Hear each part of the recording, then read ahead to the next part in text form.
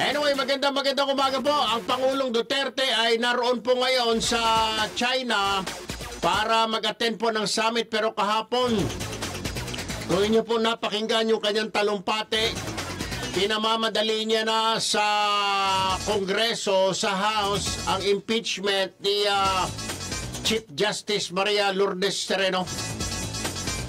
Dati po ang Pangulo, kahapon nga nabuisit na siya. Paano? Nung umaga kasi nagsasalita, naggangaw-ngaw itong Sereno. Hindi raw siya aatras, at inaakusahan ang Pangulong Duterte na nasa likod ng kanyang impeachment. Ilang beses na po sinabi ng Pangulo, wala akong kinalaman sa impeachment mo, wag mo akong sisihin. Ikaw yung hindi nagbayad, nag-file ng SALN, pagkatapos ako ang sisisihin mo. Kahapon po, nagngangaw-ngaw ito sa Quezon City Sports Club, nagtalumpati, at hindi raw siya susuko, wala raw atrasan, at ang sinisisi niya ang Pangulong Duterte.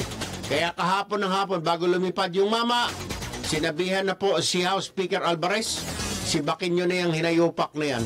Well, hindi ganun talaga yung pagkasabi. Bilisan ninyo. Ay, nako, Chief Justice, ang dami mong problema, Manay.